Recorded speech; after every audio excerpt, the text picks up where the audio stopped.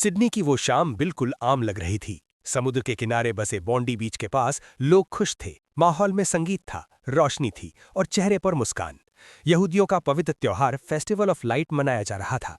बच्चे खेल रहे थे, बुजुर्ग बातें कर रहे थे और परिवार अपने अपने लोगों के साथ इस खास मौके का जश्न मना रहे थे। ये त्योहार 8 दिन और 8 रात तक चलता है और हर शाम एक नया दीप जलाया जाता है।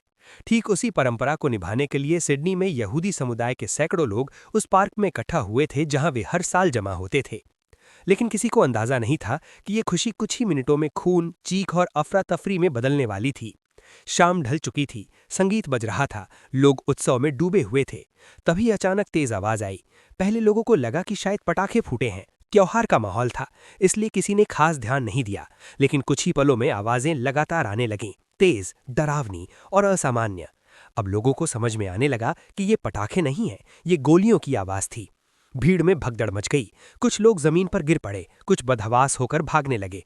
जिन्होंने पीछे मुड़कर देखा, उन्होंने लोगों के शरीर से बहता खून देखा। अब साफ हो चुका था, ये एक शूट आउट था। पार्क के पास एक ऊंची जगह से फायरिंग हो रही थी।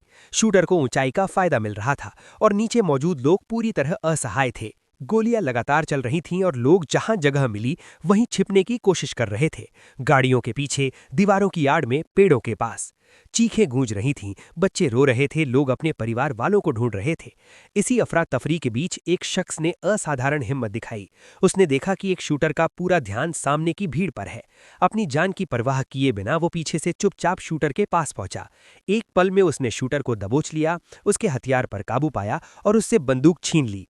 ये सब कुछ सेकंडों में हुआ। लेकिन तभी दूसरे शूटर ने ये सब देख लिया। उसने तुरंत फायरिंग शुरू कर दी। हालात और भी खतरनाक हो गए। हालांकि पहला शूटर घायल होकर निष्क्रिय हो चुका था, लेकिन दूसरा अब भी लगातार गोलियां चला रहा था। इसी दौरान न्यू साउथ वेल्स पुलिस मौके पर पहुंच चुकी थी। पुलिस ने दोनों तरफ से घेराबंदी की और जवाबी फायरिंग की। आखिरकार दूसरा शूटर भी जमीन पर गिर पड़ा।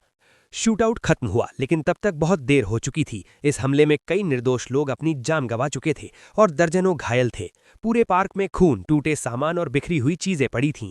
खुशी का त्योहार मातम में बदल चुका था। पुलिस ने दोनों हमलावरों को अस्पताल पहुंचाया। एक की मौके पर ही मौत हो चुकी थी, जबकि दूसरा गंभीर हालत में था। अब जांच शुरू हुई।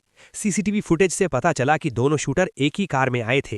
कार से जो ड्राइविंग लाइसेंस मिला उस पर नाम लिखा था नवेद अकरम। जांच आगे बढ़ी तो जो सच सामने आया उसने सभी को हैरान कर दिया। मरने वाले शूटर का नाम था साजिद अकरम और घायल शूटर था नवेद अकरम। ये दोनों कोई और नहीं बल्कि बाप बेटे थे। साजिद अकरम लगभग 50 साल का था। वो 1998 में पढ़ाई के लिए ऑस्ट्रेलिया आया था। वहीं उसकी मुलाकात वर्ना नाम की एक ऑस्ट्रेलियन महिला से हुई। दोनों ने शादी की और कुछ साल बाद उनके घर बेटे नवेद का जन्म हुआ। नवेद जन्म से ही ऑस्ट्रेलियन सिटीजन था। बाहर से देखने पर यह एक सामान्य परिवार लगता था। उनका छोटा सा बिजनेस था। वे सिडनी में रहते थे और कभी किसी गंभीर आपराधिक गतिविधि में उनका नाम नहीं आया था। यहां तक कि 2019 में ऑस्ट्रेलियाई खुफिया एजेंसियों ने नवेद की जांच भी की थी, लेकिन कोई आतंकवादी या आपराधिक लिंक नहीं मिला था। उसे पूरी तरह क्लीन चिट दी गई थी। फिर सवाल उठा, आखिर ऐसा क्या हुआ कि एक बाप अपने बेटे के साथ मिलकर इतना बड़ा हमला कर बैठा। जांच में यह भी सामने आया कि साजिद अकरम के पास कई हथियार थे, जबकि ऑस्ट्रेलिया में गन कानून बेहद सख्त हैं। ये बात भी जांच का बड़ा हिस्सा बनी। कार से एक झंडा भी बरामद हुआ, जिससे शक और गहराता चला गया। यह हमला अचानक नहीं था। जांच एजेंसियों का मानना है कि यह पूरी तरह प्लान किया गया हमला था। उन्हें पता था कि त्योहार के पहले दिन सबसे ज्यादा भीड़ होती है। उन्हें यह भी पता था कि उस जगह सुरक्षा अपेक्षाकृत कम रहती है, यानी हर कदम सोच समझकर उठाया गया था। इस घटना के बाद ऑस्ट्रेलिया ही नहीं, पूरी दुनिया में चिंता फैल गई। इजराइल के प्रधानमंत्री ने ऑस्ट्रेलिया की नीतियों पर सवाल उठाए और कहा कि यहूदी समुदाय की सुरक्षा के साथ समझौता किया गया है। वहीं ऑस्ट्रेलियाई सरकार ने कहा कि दोषियों के खिलाफ सख्त कार्रवाई की जाएगी और जांच के बाद पूरी सच्चाई सामने लाई जाएगी।